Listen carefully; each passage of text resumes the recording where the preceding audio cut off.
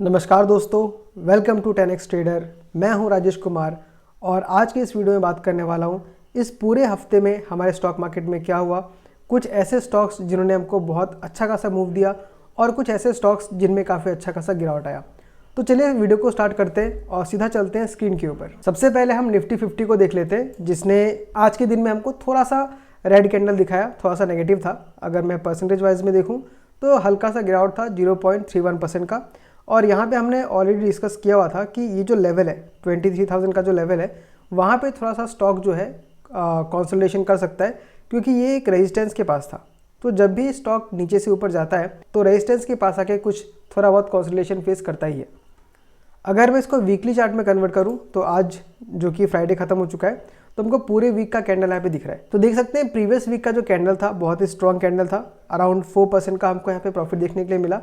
और इस वीक में जितना भी गेन हमको हुआ था वो सारा का सारा गेन यहाँ पे वापस से हमने गिव अप कर दिया है। और ये नॉर्मल सी बात है, क्योंकि हमको ये रेजिस्टेंस के पास देखने के लिए मिला है, तो यहाँ पे सारा का सारा गेन भी हमको जाता हुआ नजर आया।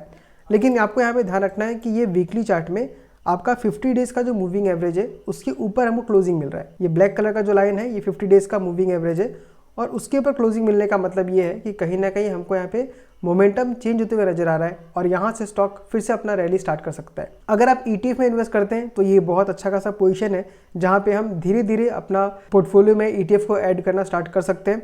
अगर RSI को देखें तो 50 के पास है, यानी कि ठीक ठाक ही है, बहुत ज़्यादा ओवरसोल्ड रीजन में नहीं है। तो निफ्टी 50 ओवरऑल मुझे काफ़ी अच्छा लगता है, और जिस पोजीशन में हमको यहाँ मिल रहा है वहाँ पे हमको धीरे धीरे ऐड करना स्टार्ट कर देना चाहिए। नेक्स्ट अगर हम एक बार FIS-DS के डाटा को देख लें तो इस मंथ में अभी तक जो मार्च का महीना चल रहा है उसमें FIS नेट बायर हो चुके हैं। आप देख सकते हैं टोटल जो बाइंग है वो 2014 करोड़ का हो चुका है। वहीं पे DIS ने नेट बाइंग किया है 37,585 करोड़ का। हालांकि आज के दिन में इन्होंने थोड़ा बिकवाली किया 4,352 करोड़ का, लेकिन नेट अगर देखें तो ये मंथ में मार्च के महीने में ये पॉजिटिव हो चुके हैं। और वैसे भी आज का जो एक्सपायरी था वो इस मंथ का लास्ट था, क्योंकि अगले जो 1 तारीख जो आने वाला है वहाँ पे हमारा मई महीना स्टार्ट हो जाएगा। तो देखें तो इस महीने का हमको रैपअप मिल चुका है, और यहाँ पे फाइनली इतने महीनों के बाद मार्च महीने में हमको यहाँ पे FIS नेट बायर होते हुए नजर आए। अगर यहाँ पे मैं देखूँ कितना स्ट्राइक रेट है तो 1 2 3 4 5 महीने बाद फाइनली FIS ने नेट बाइंग करके हमको यहाँ पे दिखाया। तो ऑफकोर्स सेंटिमेंट कहीं ना कहीं पॉजिटिव होते जा रहा है, और जहाँ तक मुझे लगता है कि यहाँ से मार्केट में और अच्छा खासा आपको अपमूव भी देखने के लिए मिलेगा। एक जो प्रॉब्लम हमको नज़र आता है वो ये है जो ट्रम्प का जो टैरिफ लगने वाला है, लेकिन उसको ही मैंने जब डिटेल में पढ़ के देखा तो जो टैरिफ का जो असर होने वाला है वो बहुत ज़्यादा हम पे इम्पैक्ट नहीं करने वाला। ऑटो सेक्टर कंपनीज में थोड़ा बहुत इम्पैक्ट पड़ सकता है, वो भी टाटा मोटर्स के ऊपर, क्योंकि वो एक बहुत अच्छा खासा एक्सपोर्ट करती है अमेरिका में। लेकिन बाकी जितने भी हमारे जो टू व्हीलर और 3 व्हीलर बनाने वाले जो कंपनीज़ हैं उनका एक्सपोर्ट बहुत ही कम है।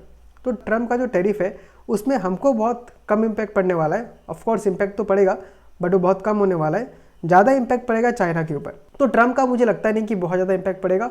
अगर थोड़ा बहुत आता है तो वो एक उल्टा अपॉर्चुनिटी की तरह होगा हमको ऐड करने के लिए। नेक्स्ट अगर हम स्टॉक का हीट मैप देखें तो आज के दिन में आपको दिख सकता है कि थोड़ा बहुत नेगेटिव था। ज़्यादातर स्टॉक्स आपको रेड में ही दिखेंगे, कुछ 1-2 स्टॉक्स ऐसे हैं जो ग्रीन में हैं, जैसे NHPC, हेवल्स और ये आपका भेल। ये कुछ स्टॉक्स ऐसे हैं जो कि यहाँ पे आपको थोड़ा बहुत आपको यहाँ पे पॉजिटिविटी दिख रहा है। नेगेटिव में देखें तो वेदांता लिमिटेड नेगेटिव था, जोमेटो 2% डाउन था, डिवीज लैब 1.5% डाउन था, LTI 3.5% डाउन था, IOC 2% डाउन था, टाटा मोटर्स 1.46 डाउन था। इसका मेन रीज़न वही है जो ट्रम्प का जो टैरिफ लगने वाला है उसकी वजह से यहाँ पे हमको एक अच्छा खासा डाउनफॉल देखने के लिए मिल रहा है। अडानी ग्रीन में देखें तो वहाँ भी अराउंड 1.17% का डाउनफॉल है। श्रीराम सीमेंट और FMCG में यानी गोदरेज कंज्यूमर में 1% का हमको यहाँ पे अपमूव देखने के लिए मिल रहा है। यहाँ पे एक चीज़ देखने वाली बात ये भी है कि भले ही आपका निफ्टी 50 जो है थोड़ा बहुत गिरावट दिखा रहा है इस एक दिन में, लेकिन जो ब्रॉडर इंडेक्सेस है जैसे मिड कैप 150 है, स्मॉल कैप 250 है, उनमें हमको अच्छा खासा रिकवरी दिख रहा है कंपेयर टू निफ्टी 50। इस चार्ट में हमको क्लियरली दिखाई दे रहा है, ये जो कैंडल चार्ट है ये निफ्टी मिड 50 का है जो कि 150 को ट्रैक करता है, और जो ऑरेंज कलर का जो लाइन दिख रहा है ये आपका निफ्टी 50 का है। तो आप देख सकते हैं रिकवरी ज़्यादा बेटर किस में आया है, मिड 150 में आया।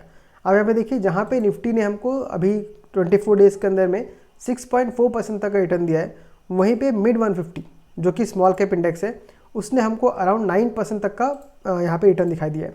तो जितना गिरावट स्मॉल कैप्स में आया था उतना ही तेज़ी से इसमें आपको अपमूव भी देखने के लिए मिल रहा है।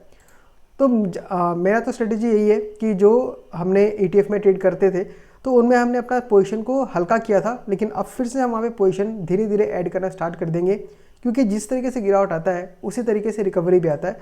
और इतना डाउनफॉल आने के बाद 20-30% अपने टॉप से डाउन आने के बाद हम आराम से यहाँ पे एक अच्छा खासा पोजीशन बिल्ड कर सकते हैं। अगर हम मिड कैप 150 को देखें तो वो अभी तक हमको जो अप मूव अगर दिखाता है तो 17 से 18% तक का दे सकता है, जो कि बहुत ही बड़ी रिटर्न होगा।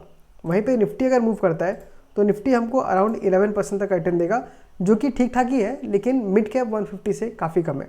तो इन दो ETFs पे आपको ध्यान बना के रखना है, मिड कैप 150 ETF और निफ्टी 20 दोनों पे आप नज़र बना के रखिए। हो सके तो धीरे धीरे करके पोजीशन बिल्ड कीजिए, शॉर्ट टर्म के अंदर या मान लीजिए 6 महीने के अंदर हमें काफ़ी अच्छा खासा प्रॉफिट हो सकता है। अब कुछ ऐसे स्टॉक्स देख लेते हैं जिन्होंने आज मार्केट को आउट परफॉर्म किया है बहुत ही भयानक नंबर से, जैसे BSE। आज के दिन में ये हमको अराउंड 17% तक का हाई लगाते हुए नजर आया, और ये हाई लगाने का रीज़न सिर्फ एक ही है कि इस कंपनी में बोनस अनाउंस करने के चांसेस है। जैसा कि मैंने कल की वीडियो में डिस्कस किया था कि ये स्टॉक हमारा 5-10% भाग सकता है, लेकिन आज के दिन में 16% भाग गया, जो कि टोटली अनएक्सपेक्टेड था। मुझे ऐसा लगा था कि स्टॉक भागेगा, लेकिन इतना भाग जाएगा मैंने एक्सपेक्ट नहीं किया था। आप देख सकते हैं यहाँ पे आपको एक गैप अप दिख रहा है, इस जगह पे आपको एक गैप छुटा हुआ दिख रहा है। तो हो सकता है कि मार्केट का जब अनाउंसमेंट आ जाए, क्योंकि स्टॉक मार्केट में कई बार ऐसा क्या होता है कि आपका बाइंग ऑन रूमर होता है और सेल ऑन कंफर्मेशन होता है, यानी अभी तक बोनस का कंफर्मेशन नहीं आया है, चांसेस बहुत ज़्यादा है, तो 30 मार्च को हमको ऑन चलेगा। लेकिन अगर बोनस कंफर्म हो गया तो बहुत ज़्यादा चांसेस है कि स्टॉक वापस से गैप फिल करने के लिए नीचे आए और उसके बाद अपना अपमूव स्टार्ट करे। तो अगर आपने सिर्फ बोनस के लिए यहाँ पे पोजीशन बना के रखा हुआ था तो बेटर वही होगा कि आप यहाँ पे थोड़ा सा प्रॉफिट बुकिंग कर लीजिए, 10-20% आप प्रॉफिट बुक कर लीजिए, ताकि स्टॉक जब नीचे आए तब आपको बहुत ज़्यादा खराब ना लगे। तो BSE स्टॉक के ऊपर भी नज़र बना के रखिए, 30 मार्च को इसका डिटेल आ जाएगा, जिसके बारे में वीडियो बना के मैं अपलोड कर दूंगा। इसके बाद एक और स्टॉक बहुत इंटरेस्टिंग, उसको देख लेते हैं, जिसका नाम है IDFC फर्स्ट बैंक। तो इस स्टॉक में हमको एक बहुत अच्छा खासा गिरावट देखने के लिए मिला है। आज के दिन में हमको ये अराउंड 3% तक का डाउनफॉल दिखा रहा है, 3.5% तक का। और इसका रीज़न क्या है तो मुझे नहीं पता, लेकिन ऐसा पॉसिबल है कि Q4 का रिजल्ट है जो शायद उतना अच्छा रहा है, उसके चांसेस में ही ये स्टॉक इतना अच्छा खासा गिर गया होगा। लेकिन यहाँ पे एक और चीज़ जो डिस्कस करने वाला है वो ये है कल का डाटा। थर्सडे के दिन में देखिए 27 मार्च को यहाँ पे क्या हुआ था, आपका बहुत हाई वॉल्यूम के साथ यहाँ पे आपको थोड़ा बहुत बाइंग होते हुए नजर आया, और ये एक बल्क डील हुआ है, जो कि कितने एग्जैक्ट अमाउंट मुझे याद नहीं है, कल मैंने न्यूज़ में देखा था, लेकिन उसके बाद मैंने ढूंढा तो मुझे कहीं भी ये न्यूज़ में नज़र नहीं आया।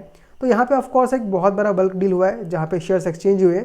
तो अगर किसी ने शेयर को बेचा है तो किसी ने खरीदा भी है, और जहाँ तक मुझे लगता है कि जो लेवल है 51, 52, 53 का, ये बहुत ही अट्रैक्टिव लेवल है। यहाँ से जो स्मार्ट मनी है, जो बड़े लोग हैं, वो धीरे धीरे करके स्टॉक को ऐड कर रहे हैं। तो अगर आप IDFC फर्स्ट बैंक में फंसे हुए तो ये टाइम निकलने का नहीं है, मेरे ख्याल से यहाँ पे आप एवरेज डाउन कर सकते हैं, और जब आपको ये स्टॉक अपमूव करता हुआ नजर आए तब आप धीरे धीरे करके यहाँ पे एग्जिट ले सकते हैं। हाई से अगर देखेंगे तो इसने जो डाउनफॉल दिखाया था वो अराउंड 50% तक का डाउनफॉल दिखाया, और 50% डाउनफॉल के बाद वापस से ये अपना रिकवरी दिखा सकता है। बस डिपेंड करता है कि Q4 का रिजल्ट कैसा आता है। वैसे एक्सपेक्टेशन तो वही है कि खराब आएगा, क्योंकि जो CEO है उन्होंने खुद ही बोल के रखा हुआ है, लेकिन अगर थोड़ा सा भी इंप्रूवमेंट दिखता है तो ये स्टॉक में भी हमको नजर आ जाएगा, क्योंकि स्टॉक मार्केट जो है वो एक्सपेक्टेशन से डिपेंड करता है, ना कि करंट टाइम पे क्या चल रहा है। अगर कोई स्टॉक फिलहाल बहुत ख़राब कर रहा है, लेकिन ऐसा एक्सपेक्टेशन आ जाता है कि अगले 1-2 महीने में वो अच्छा परफॉर्म करने वाली है, तो स्टॉक 1-2 महीने का वेट नहीं करेगा, वो आज या 1 हफ्ते के अंदर ही अपने अपमूव को दिखा देगा। जैसा कि आपने BSE स्टॉक में देखा, अभी तक बोनस अनाउंस नहीं हुआ है, लेकिन उस अनाउंसमेंट के एक्सपेक्टेशन में ही BSE का स्टॉक जो है वो 16% भाग चुका है। तो स्टॉक मार्केट में आपको थोड़ा बहुत पहले ही इंडिकेशन लेके पोजीशन बनाना पड़ता है। तो सेम टू सेम हमको यहाँ पे IDFC फर्स्ट बैंक में दिख रहा है, लेकिन इस जगह पे आपको एवरेज तभी करना है जब आप बहुत ऊंचे दाम पे लेके बैठे हुए। अगर आपने बाइंग अभी तक नहीं किया है तो वेट कीजिए 53-54 के लेवल का आने का, क्योंकि वहाँ पे अभी कॉन्सलेशन कर रहा है, और वो जगह एकदम परफेक्ट जगह होगा एंट्री करने के लिए, क्योंकि इस जो बैंक है इसका बुक वैल्यू अराउंड 51 के आसपास आ चुका है। तो किसी बैंक को अगर आप बुक वैल्यू के पास खरीदते हैं और बैंक अच्छा परफॉर्म करता है तो मिनिमम 2 टाइम्स का बुक वैल्यू उनको मिलता ही है, जिसकी वजह से क्या हो सकता है, आपका जो स्टॉक का प्राइस है वो डबल होने के चांसेस बहुत ज़्यादा है। यानी अगर आप 53 पे खरीदते हैं तो बहुत ज़्यादा चांसेस है कि ये स्टॉक जो है 100 के ऊपर चला जाए, जिससे आपका जो रिटर्न है वो दुगना हो सकता है। मैंने सेम लॉजिक लगाया था और मैंने इसको 40 के आसपास बहुत ज़्यादा एक्यूमुलेट किया था, तो वहाँ से ये देख सकते हैं सीधा 100 तक का इसने जंप लगाया था।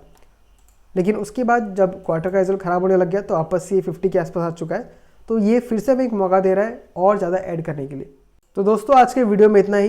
तो अगर आप लोग को ये वीडियो अच्छा लगा तो इसको लाइक कर दीजिए और हो सके तो चैनल को सब्सक्राइब भी कर दीजिएगा, क्योंकि उससे मुझे बहुत मोटिवेशन मिलता है और मैं ऐसे वीडियोज़ आप लोगों के लिए बनाते रह पाता हूँ। तो आज के वीडियो में इतना ही।